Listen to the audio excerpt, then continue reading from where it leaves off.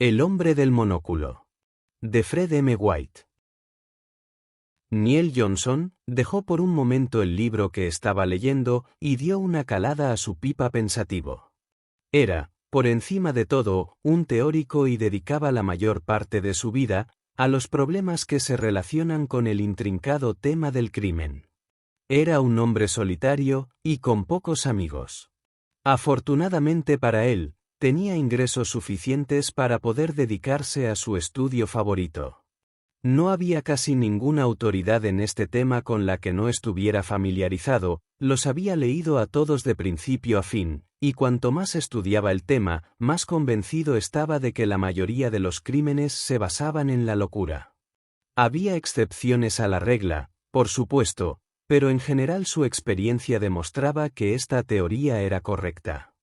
De vez en cuando, había investigado muchos misterios que desconcertaban a la policía. Le gustaba seguir el rastro de esos complicados enredos hasta llegar a una conclusión práctica. Además tenía la costumbre de elaborarlos posteriormente en un relato que luego entregaba íntegramente a uno de los principales diarios. De esta manera, el nombre de Neil Johnson se estaba haciendo conocido entre el público. Le gustaba elegir sus propios casos, por supuesto, y cuanto más misterioso era el crimen, más atraído se sentía por él. En ese momento, estaba ocupado con un caso que había encontrado hacía pocas horas. La esencia del mismo se encontraba en unas pocas líneas que había recortado recientemente de un periódico vespertino. Cogió el párrafo y leyó lo siguiente. Extraño descubrimiento en Chelsea. A primera hora de la tarde, dos barqueros que viajaban en una barcaza del Támesis descubrieron el cuerpo de una mujer medio escondido bajo unos árboles en Chelsea Reach. El cadáver resultó ser el de una señora de mediana edad y aparentemente había estado en el agua durante varios días. La desafortunada mujer estaba muy bien vestida y lucía unas joyas extraordinariamente bonitas, así como un tarjetero y un monedero de plata, que contenían una considerable cantidad de dinero. En el monedero, no había nada que permitiera identificar a la fallecida, con la excepción de un boceto original a lápiz de un hombre mayor que llevaba un monóculo. El misterioso asunto es aún más inexplicable, si tenemos en cuenta que la policía no ha realizado investigaciones últimamente relacionadas con ninguna persona desaparecida que perteneciera al mismo círculo social que la señora en cuestión. Se trataba, pues, de un caso que le interesaba al propio Johnson. No había nada que pudiera ayudarle, ninguna pista sobre el problema y muy pocos estímulos en cuanto a la forma de proceder. Aún así, poseía todos los elementos para ser un caso que cautivara su interés, y de hecho, había algo curiosamente fascinante en llegar al fondo de un misterio como este, sin ninguna pista aparte de una inteligente caricatura de un dandy anciano con un monóculo. Johnson se puso el sombrero enseguida y se alejó en dirección a Scotland Yard. Allí, era muy conocido y siempre estaba seguro de que sería bien recibido. Se encontró enseguida en la oficina del inspector jefe Chambers, de quien le informaron que tenía el caso en sus manos. El inspector le indicó a su visitante que se sentara. «Creo que puedo adivinar qué lo trae por aquí, señor Johnson», dijo. «Ha leído el artículo del periódico sobre ese asunto de Chelsea». «Así es», dijo Johnson. «Lo leí y me llamó la atención». «¿Ha oído algo relacionado con ello?» «Hasta ahora no se ha dicho ni una palabra», dijo Chambers. «Sí, la desafortunada mujer era una dama. No hay señales de violencia en el cuerpo ni nada que permita identificarla. Tampoco hay señales en su ropa. Supongo que se tratará de un caso de suicidio». «Es muy posible», dijo Johnson. «Pero no lo creo. Estoy actuando sobre la base de puras suposiciones, por supuesto, pero no es frecuente que mi instinto en estos asuntos me lleve por mal camino. Además, hay una cosa que usted parece perder de vista. Aquí tenemos a una dama, sin duda de buena posición y con amplios medios, que desaparece durante varios días, y sus amigos y parientes no hacen ninguna investigación. Incluso si no tuviera amigos y viviera sola, su casera estaría naturalmente preocupada. Podemos plantearlo sobre bases aún más materiales que esa, si lo desea. Es bastante seguro que la mujer en cuestión vive cómodamente. Por lo tanto, es bastante seguro que tiene parientes que no se opondrían a ocupar su lugar. Entonces, ¿por qué no se han presentado algunos de ellos y han hecho averiguaciones? Eso es bastante plausible, dijo Chambers. Sí, hay mucho de cierto en lo que dice, señor Johnson. Tiene razón, incluso si ha habido algún juego sucio, tarde o temprano aparecerá alguien para hacer preguntas. Eso es inevitable, dijo Johnson pensativo. Ya sabe que he estudiado estas cosas con detenimiento. Conoce mi opinión sobre la conexión entre el crimen y cierta forma de locura. Si un criminal lo ha hecho, es bastante probable que se presente aquí y haga averiguaciones. Es un hecho bien conocido, que a los asesinos de cierta clase, les resulta casi imposible mantenerse alejados del barrio en el que se cometió el crimen. Ya verá si esto no sucede en este caso. Ahora, con su permiso, me quedaré aquí unas horas y estudiaré a la gente que viene a hacer preguntas sobre familiares desaparecidos. Está bien, dijo Chambers, pero perderá el tiempo. Lo que tiene que hacer es ir a la comisaría de policía de Chelsea. Verá, el cuerpo de la señora yace en la morgue de allí, y cualquiera que viniera aquí sería remitido a esa comisaría. Será mejor que vaya a Chelsea y hable con el sargento Farrent, que está al cargo allí. Creo que lo conoce. Poco después, Johnson estaba sentado en un escritorio en la comisaría de Chelsea, como si fuera un funcionario que cumplía con sus obligaciones rutinarias. Esperó tenaz y pacientemente durante la mayor parte del día, pero nadie se acercó a la comisaría que pareciera estar buscando ansiosamente a familiares desaparecidos. Últimamente se habían encontrado 1 o 2 cuerpos en la oscuridad del río, pero Johnson no tenía ningún deseo de verlos. Se acercaban las 7, cuando recibió algún tipo de recompensa por su paciencia.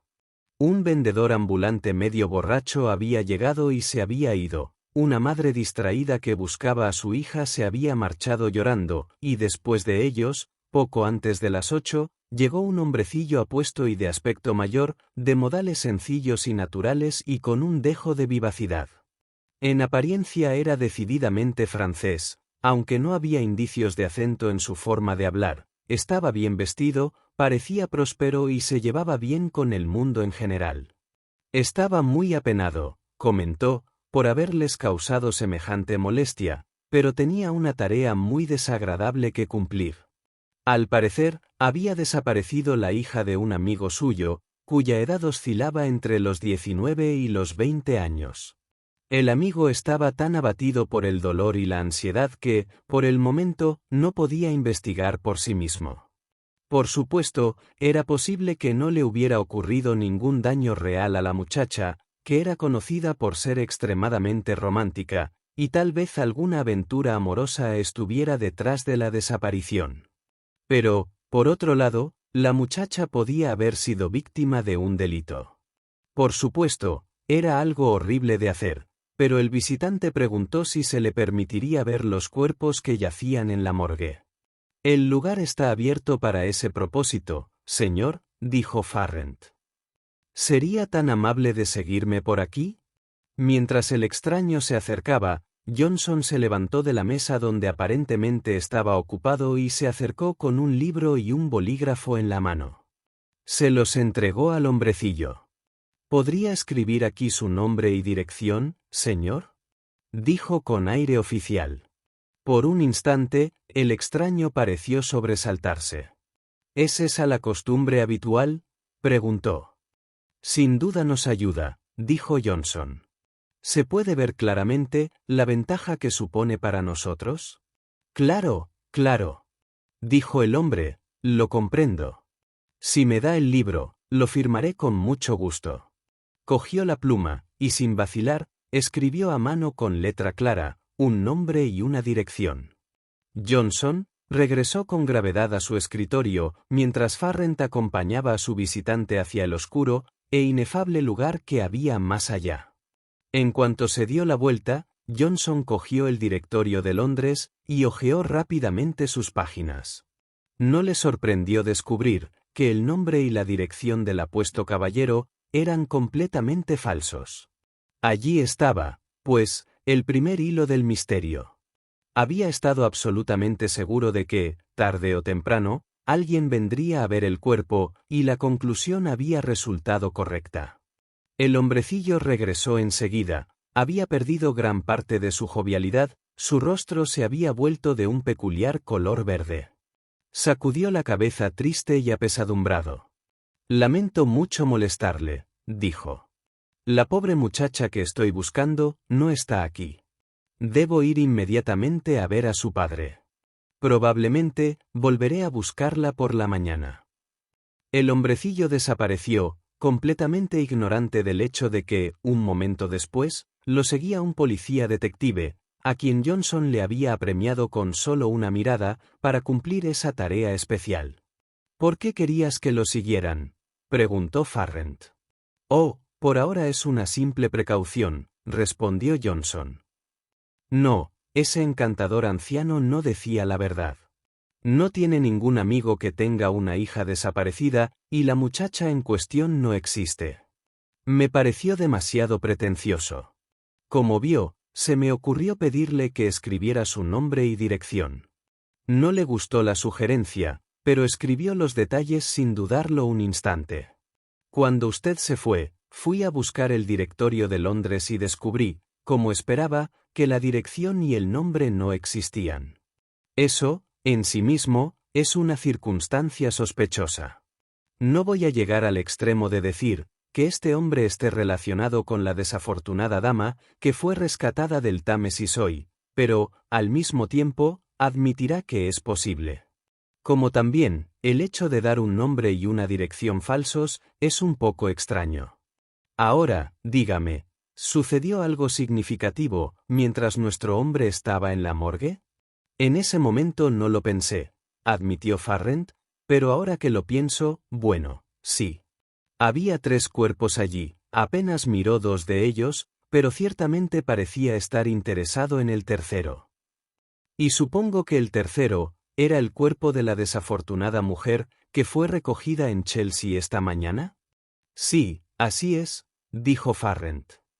Sin duda, estaba bastante agitado, pero ¿cuántos hombres, no acostumbrados a ver semejantes cosas, no lo estarían?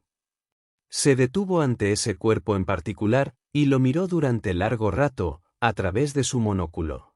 «¡Un monóculo!», exclamó Johnson.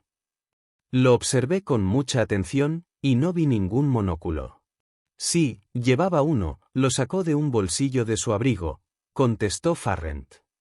Era un monóculo con montura de oro, con una sola lente y un cordón. Me llamó especialmente la atención. «Vamos», dijo Johnson con energía. «La única pista que nos permite identificar a la mujer muerta es un hábil dibujo a lápiz de un anciano elegantemente vestido que lleva un monóculo. Un hombre que responde exactamente a la descripción, que viene aquí con una historia obviamente inventada, y que gracias a la cual consigue entrar en la morgue. Además, nos da un nombre y una dirección falsos. Por todo ello, existen muchas probabilidades de que, a ese hombre, no lo volvamos a ver por aquí. Me parece que mi noche aquí no ha sido en vano. Por eso, me he tomado la libertad de que lo sigan». Johnson se las arregló, para seguir la pista del hombrecillo del monóculo hasta una extraña casa de Adley Lane. Era un lugar ruinoso, aunque sin duda en algún momento había sido una residencia de moda. En la actualidad, estaba más o menos cubierta por el polvo y la basura que había dejado un gran hotel que se había construido cerca. En la parte trasera de la casa, había un viejo jardín descuidado y desordenado, que no parecía haber recibido la menor atención durante al menos una generación. Pero, esto le vino bastante bien a Johnson. No le resultó difícil encontrar el camino hasta el jardín, y desde allí, noche tras noche, vigiló la casa de cerca. Sabía perfectamente que estaba en el camino correcto, sabía que la solución del misterio de Chelsea era solo cuestión de tiempo. En cuanto a los habitantes de la casa, comprobó que se trataba de un caballero bajito y apuesto, junto con una dama soltera de edad incierta. También había una ama de llaves anciana, pero rara vez aparecía, y no tardó mucho en descubrir que estaba extremadamente sorda. Principalmente, estas personas vivían en la parte trasera de la casa en Audley Lane, en donde el comedor daba al jardín descuidado. Allí, Johnson hacía su guardia noche tras noche, pero solo consiguió echar un vistazo al comedor, a través de una persiana que estaba bastante desgastada, por algunos lados. Johnson no sentía que estuviera progresando tan rápidamente como había esperado. Lo que quería hacer, y lo que se proponía hacer, era naturalmente entrar en la casa. La oportunidad llegó por fin, en el momento menos esperado. Se preguntó por qué no se había fijado antes. En cualquier caso, pisó el borde de una reja que había fuera de la ventana del comedor, y la reja se derrumbó con un estruendo espantoso bajo sus pies.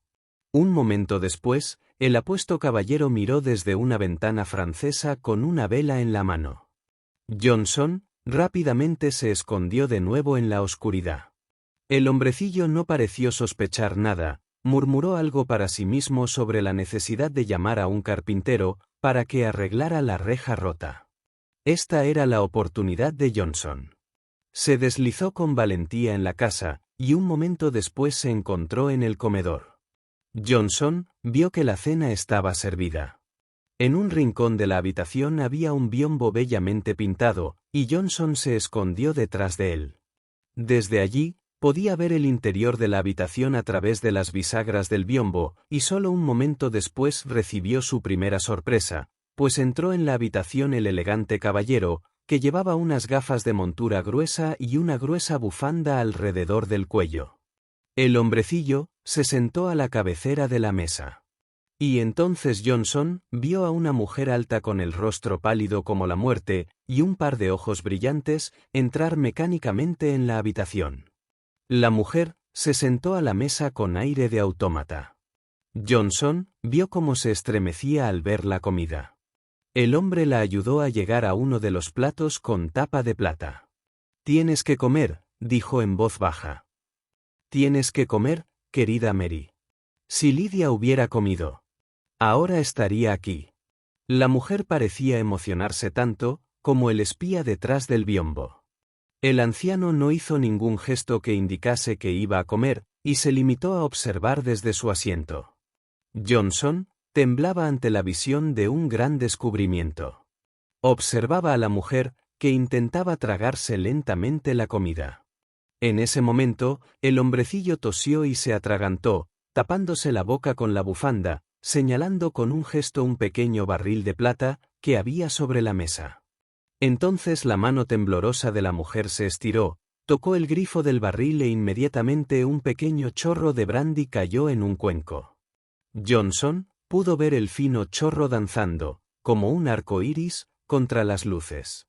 «Gracias, querida», dijo la vocecita apagada, con tono de alivio. «Pero debes comer, querida niña, debes comer. Si Lidia hubiera comido». «Lidia ha muerto», dijo la mujer con su peculiar tono inexpresivo. «Lidia no volverá nunca, no pudo soportar más el secreto culpable de nuestra casa». El hombrecillo comenzó a toser de nuevo y tapándose la boca con la bufanda, salió del comedor. Mary no se percató de ello, estaba como ensimismada y siguió hablando. «Sí. Se arrojó al río. El mismo lugar donde murió nuestra madre. Lidia ya no podía soportar el secreto culpable de nuestra casa. Nuestra madre estaba loca, y nuestro padre también. En el oscuro río Támesis, donde la marea succiona el cuerpo hacia abajo, y no sale a la superficie durante días. Lo mismo con mi madre, y Lidia, y yo». La mujer estalló de repente en una carcajada horrible. Las arrugas desaparecieron como por arte de magia de sus ojos, y sus manos temblorosas se reafirmaron. Era como si hubiese recuperado las fuerzas de repente. Toda la atmósfera de la habitación apestaba a algún espíritu mordaz. Johnson lo estaba sintiendo también, se le estaba metiendo en la cabeza. La habitación dio vueltas a su alrededor, sin duda era la sensación de embriaguez. ¿Qué asunto diabólico estaba sucediendo allí?, se preguntó Johnson. No era probable que supiera mucho sobre el asunto, si continuaba con aquel vértigo infernal. Se trataba de una intoxicación avanzada, sin lugar a dudas. Johnson podía saborear los vapores en su boca. Y a pesar de todo, por fin era consciente de lo que allí estaba ocurriendo. Comprendió por qué la figura del hombrecillo desapareció del comedor a toda prisa. Johnson observó cómo las luces reflejaban el danzante chorro amarillo que emanaba del pequeño barril de plata. Se subió el cuello de la chaqueta de piloto y se tapó la boca y la nariz con el pañuelo. La cabeza le zumbaba como una colmena, pero los síntomas de embriaguez no se hacían más evidentes. La mujer sentada al final de la mesa, reía y charlaba alegremente, pero su parloteo no tenía sentido. A Johnson le pareció la alegría forzada de alguien que está muy cerca de la horca. Por fin, Johnson había hecho el descubrimiento que buscaba, y ahora lo más importante era escapar. El rostro pálido de Johnson se asomó con cautela por un lado del biombo. Al mismo tiempo, la mujer se dio la vuelta y comenzó a gritar en voz alta, al ver el rostro de Johnson, que ella veía distorsionado por efecto de su alucinación. ¡El rostro! ¡El rostro!, gritó asustada. ¡El rostro de Lydia ensangrentado! La mujer salió corriendo de la habitación. Era la oportunidad de Johnson para escabullirse, y la aprovechó sin dudarlo. Ahora conocía el camino, podría haber encontrado el jardín con los ojos vendados. Ya fuera de la casa seguía oyendo los gritos de la mujer mientras corría por las habitaciones de la casa silenciosa. Se acerca la hora de su liberación, murmuró Johnson mientras avanzaba con cautela por el enmarañado jardín.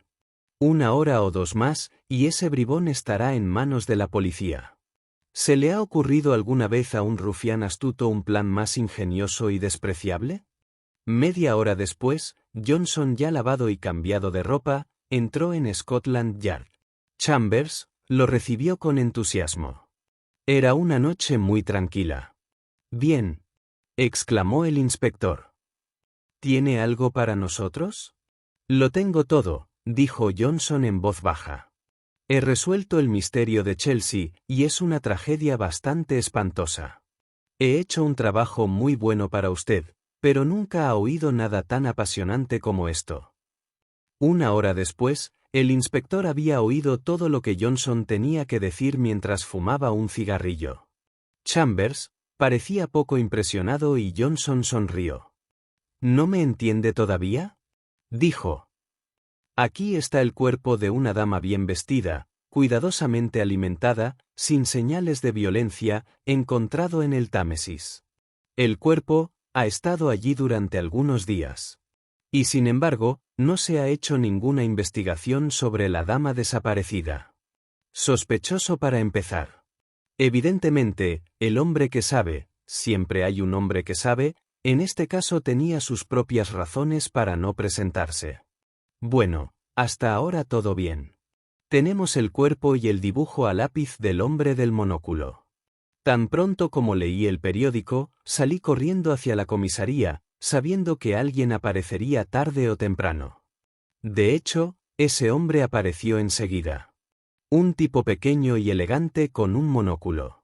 Me sentí bastante seguro de que era él tan pronto como vi su rostro. Cuando, haciendo el papel de funcionario, le pedí que escribiera su dirección, y al comprobar que era falsa, estuve seguro de que él estaba implicado en la muerte de esa dama. Entonces hice que lo siguieran. Mi intención era entrar en la casa, y lo logré al fin, después de acampar en el jardín desierto durante varias noches. Entré en el comedor, y me escondí detrás de un biombo. Pero eso ya lo sabe. Sobre la mesa del comedor había una especie de fuente en miniatura. El anciano le pidió a la mujer que abriera el grifo. Al principio pensé que era un samovar, o un teléfono, o algo por el estilo, hasta que vi el fino chorro danzando como arco iris contra la luz, y sentí el sabor de la sustancia espesa, en la raíz de mi lengua, y entonces lo supe todo. Estuve a punto de caer en un estupor de embriaguez, y solo me salvé cubriéndome la nariz y la boca. Chambers, ¿no ves lo que estaba haciendo el demonio? Él estaba enmascarado para no contaminarse, pero simplemente estaba envenenando a esa pobre chica, con un chorro mezclado de morfina y brandy. Hay una cosa que parece que se te ha escapado, dijo Chambers, pensativo, después de una pausa. Y es el motivo. Es lo más importante. Bueno, eso también lo tengo, respondió Johnson. Las dos señoras propietarias del número 7 de Adley Lane y de los terrenos aledaños son sobrinas del anciano caballero del monóculo. Hace un año se trasladó a vivir con ellas, ya que quedó en la más completa ruina, debido a deudas provocadas por malas inversiones realizadas y a problemas con el juego. Ambas hermanas obtuvieron no hace mucho tiempo una importante suma de dinero con la venta de unos terrenos de su jardín, para la ampliación del hotel que hay junto a su casa. Como el hombre era heredero directo de las mujeres, ya que ellas no tenían descendencia, el viejo zorro maquinó un plan para heredar la fortuna. En primer lugar, consiguió con su maquiavélico plan que Lydia, la hermana mayor, muy aficionada al dibujo y la pintura, se suicidase en el mismo lugar donde años antes lo había hecho su madre.